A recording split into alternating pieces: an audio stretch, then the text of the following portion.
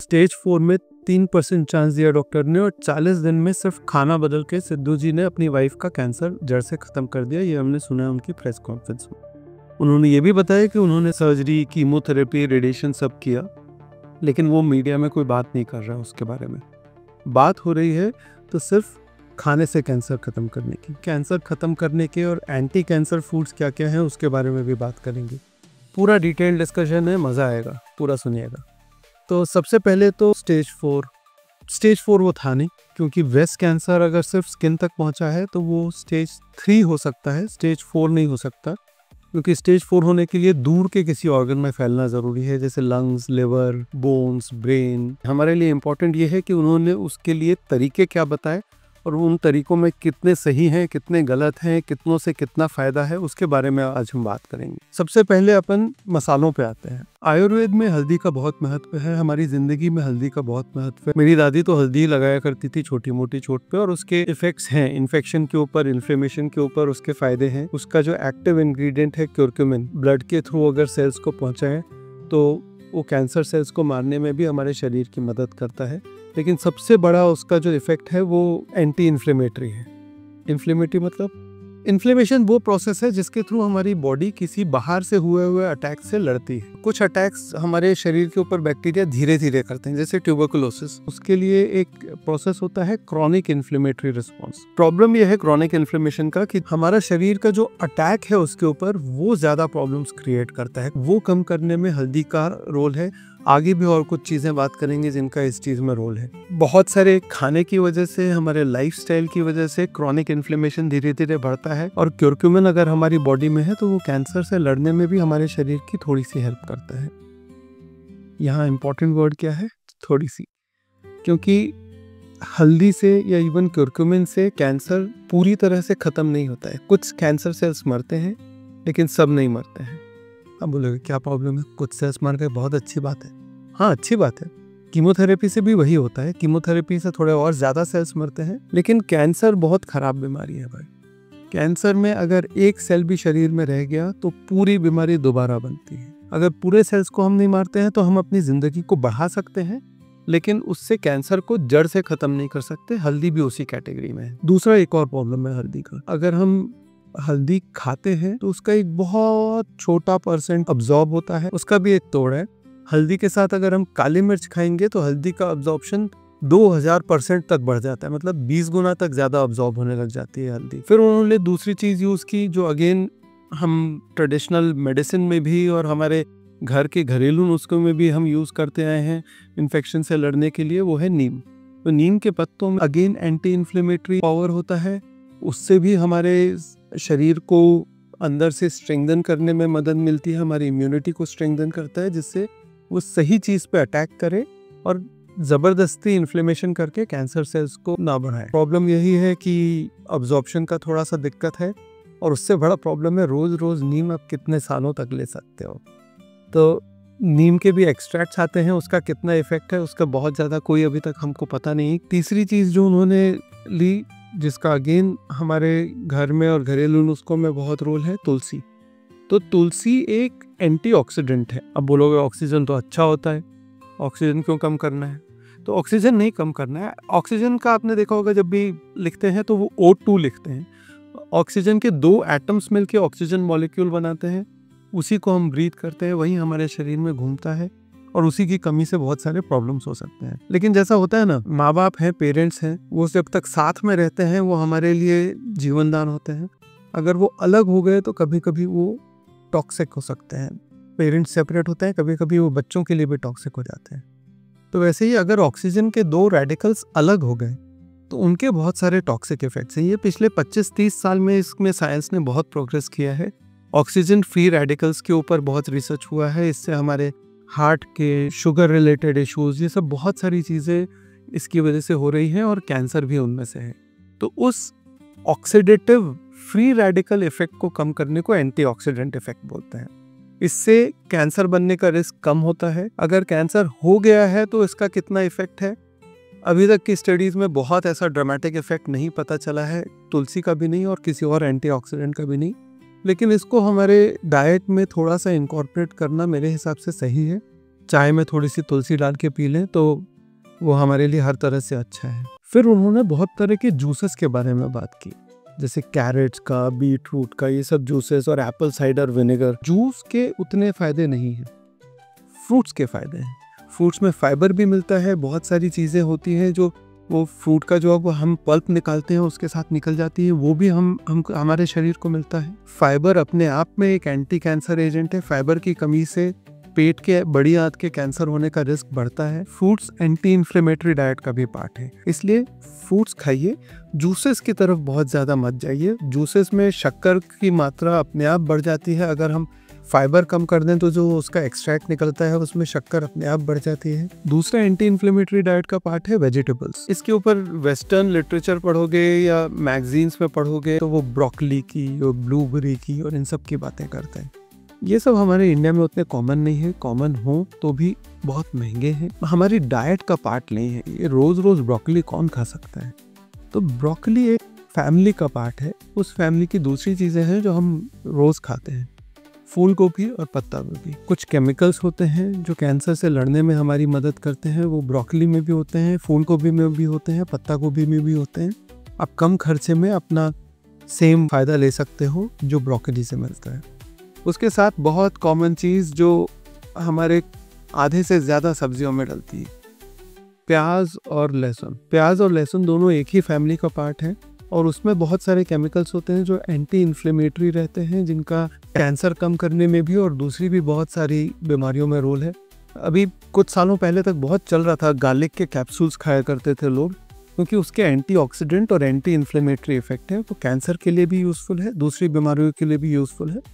बस प्याज खा के काम पे मत निकल जाया करिए, वो आसपास वालों की तबीयत खराब हो जाएगी। जितनी भी पत्ते वाली सब्जियां हैं उनमें भी एंटीऑक्सीडेंट प्रॉपर्टी होती है, तो पालक, मेथी, इन सब का कंजम्पशन बढ़ाइए।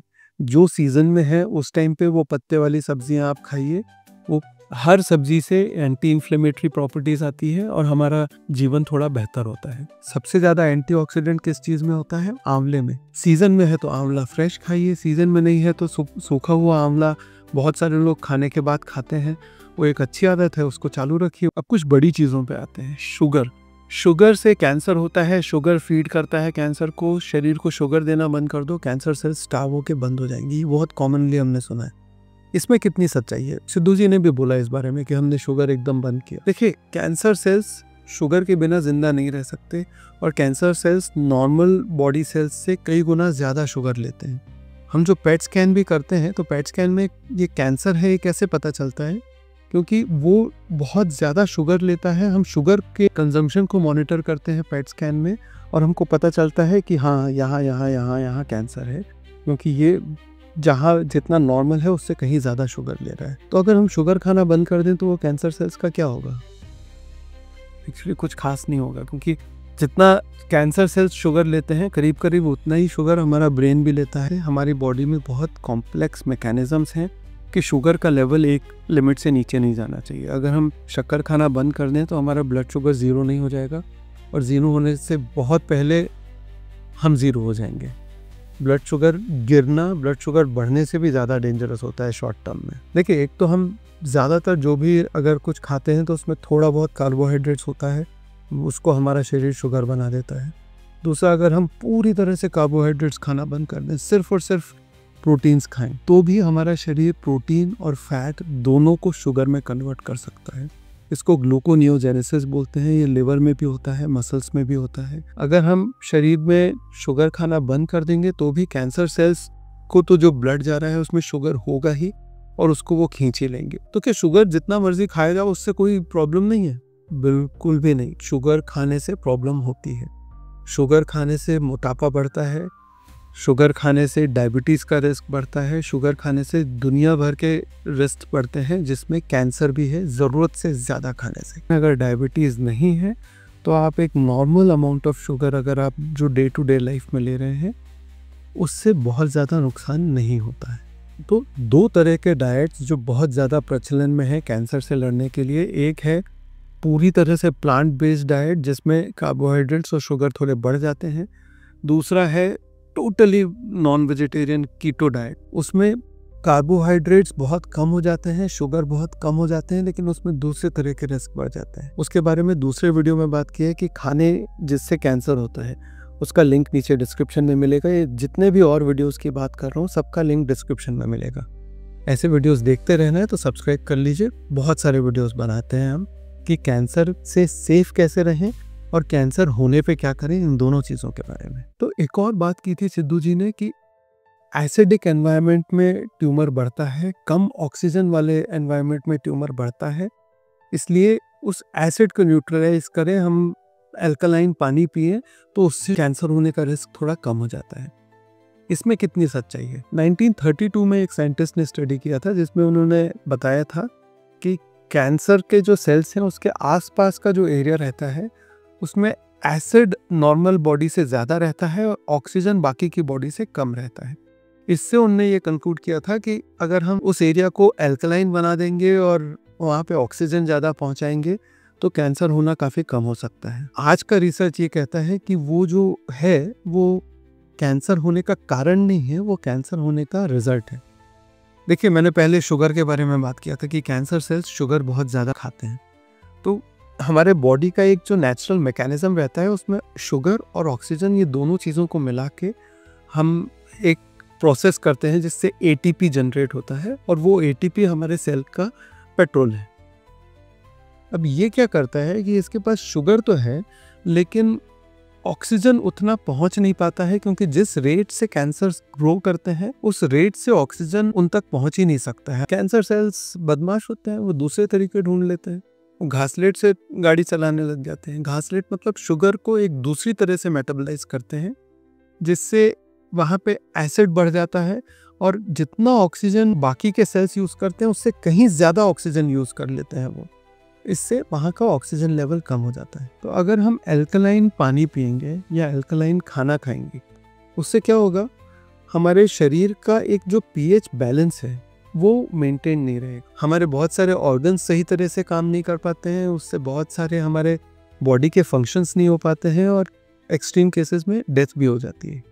अब बोलोगे यार अल्कलाइन पानी पीने वाले तो कोई मरते नहीं, मरेंगे भी नहीं। अगर उनकी किडनी काम कर रही है तो उनको कोई प्रॉब्लम नहीं होगा। हमारी किडनी हमारे बॉडी का पीएच बैलेंस मेंटेन करने का एक बहुत इंपॉर्टेंट पार्ट है। दूसरा इंपॉर्टेंट पार्ट है हमारा पसीना। ब्लड का और बॉडी फ्लूइड्स का पीएच 7.4 पे ही मेंटेन रहता है हेल्दी स्टेट में। अगर आप अल्कलाइन वाटर ज़्यादा पियोगे तो आपके यूरिन से अल्कली पूरे निकलते जाएंगे और आपका बॉडी का पीएच वैसा का वैसा ही रहेगा। अल्कलाइन फूड्स का, अल्कलाइन वाटर का हमारी बॉडी पे बेनिफिट होने का आज तक कोई एविडेंस नहीं मिला है और ये एक टोटली फेक थ्योरी है। फिर उनका कहना था कि हमने फास्टिंग किया, मतलब दिन में सिर्फ 6 घंटे 8 घंटे खाएं और बाकी के 16 या 18 घंटे हम कुछ ना खाएं। इसको बोलते हैं इंटरमिटेंट फास्टिंग। ये आजकल का एक लेटेस्ट फैड है, बहुत सारे लोग इस तरह की चीज़ें कर रहे हैं। इससे क्या फ़ायदा होता है? अब भाई अपनी दादी को परदादी को कभी बोलना मत कि उपवास से फ़ायदा नहीं होता है। 2 पढ़ेंगे टप्पा और वो सही होगा, क्योंकि उपवास से फ़ायदा होता है, ये प्रूव हो गया है। ये ऑटोफेगी करके एक चीज़ होती है जिसके लिए एक जापानीज साइंटिस्ट हैं, उनको नोबेल प्राइज़ भी मिला था, कि जब हम फास्ट करते हैं, प्रोलॉन्ग्ड पीरियड्स तक कुछ नहीं खाते हैं, तो हमारा शरीर एक सर्वाइवल मोड में चला जाता है और उस मोड में हमारे शरीर के जो खराब सेल्स हैं उनको ब्रेक डाउन करके, उनका न्यूट्रिशन यूज़ करके जो हेल्दी सेल्स हैं उनको हम ग्रो करते हैं। और इंटरमिटेंट फास्टिंग से भी थोड़ा फ़ायदा होता है और प्रोलॉन्ग फास्टिंग, जैसे 7 दिन का नवरात्रि में हम उपवास कर रहे हैं या 3 दिन का, कई लोग सिर्फ पानी पी रहे हैं 3 दिन तक और उसके बाद 3 दिन तक नॉर्मल खाना खा रहे हैं, इन सब चीज़ों से फ़ायदा होता है। इसीलिए इंडिया के हर कल्चर में आप कोई भी धर्म, कोई भी संप्रदाय देख लीजिए, उसमें फास्टिंग का बहुत इंपॉर्टेंट रोल है। फास्टिंग के ऊपर बहुत स्टडीज़ भी हुए हैं, उससे कैंसर को प्रिवेंट करने में कितनी मदद मिलती है उसके स्टडीज़ थोड़े से डाउटफुल हैं, लेकिन जिनका कीमोथेरेपी चल रहा है उनको इंटरमिटेंट फास्टिंग करने से कीमोथेरेपी का असर बढ़ जाता है और कीमोथेरेपी के साइड इफ़ेक्ट कम हो जाते हैं। ये काफ़ी सारी स्टडीज़ में आया है। पूरी तरह से उससे कैंसर प्रिवेंट हो जाएगा ऐसा बिल्कुल नहीं है। मैं जितनी भी चीज़ें बोल रहा हूँ इनमें से कोई भी 100% कैंसर पर क्योर कर देगी या 100% केसेस में कैंसर नहीं होगा, ऐसा अभी तक अनफॉर्चुनेटली कुछ आया नहीं है। आएगा सबसे पहले मैं ही आपको बताऊंगा। एक प्रिकॉशन ये है कि कुछ तरह की मेडिकल कंडीशंस में फास्टिंग डेंजरस हो सकती है, और कुछ तरह के कैंसर पेशेंट्स के लिए फास्टिंग डेंजरस हो सकती है। एक बार किसी डॉक्टर से या डाइटिशियन से अपनी पूरी मेडिकल कंडीशंस डिस्कस करके उसके बाद ही कोई ड्रास्टिक फास्टिंग करिए। उसके बाद जो एक चीज़ सिद्धू जी ने बोली ना, जिसका कि सबसे ज़्यादा एविडेंस है लेकिन जिसके ऊपर सबसे कम बात हो रही है, उन्होंने बोला लाइफस्टाइल को इम्प्रूव किया, रेगुलर एक्सरसाइज और स्ट्रेस फ्री रहना। कैंसर पेशेंट्स में जो रेगुलर एक्सरसाइज करते हैं उनका दोबारा कैंसर होने का रिस्क 40 से 45% तक कम हो जाता है। ये बहुत बड़ा नंबर है और इसके बारे में लोग ज़्यादा बात नहीं करते हैं। एक्सरसाइज मतलब आपको जिम जाके ही पूरा वर्कआउट करना है, उसकी ज़रूरत नहीं है, सबके लिए वो नहीं मना है। लेकिन आप वॉकिंग करिए और आप योग करिए। यहाँ पे हमारी एक और ट्रेडिशनल चीज़ बहुत इंपॉर्टेंट है, ध्यान। मतलब आप योग का भी ध्यान कर सकते हैं। आपका जो भी आध्यात्मिक बिलीफ है, आप उस बिलीफ की तरफ अपने आप को लेके जाएं और ध्यान करें। कुछ स्टडीज़ ये भी आई हैं कि पेशेंट्स जिनका आउटलुक ज़्यादा पॉजिटिव है उनके कैंसर ट्रीटमेंट के रिजल्ट्स ज़्यादा अच्छे आते हैं। तो फाइनली हमारा मैसेज यही है, एक हेल्दी बैलेंस्ड डाइट रखें। किसी भी चमत्कारिक इलाज को बहुत ज़्यादा शक की नज़र से देखें। रास्ता है, रास्ता आसान नहीं है, कैंसर से बचने का भी और कैंसर हो गया है तो उसको हराने का भी। Healthy food, balanced diet, regular exercise और सबसे इम्पोर्टेंट नशे से दूर रहना, और अपनी डाइट में प्रोटीन का भी ध्यान रखें। बस।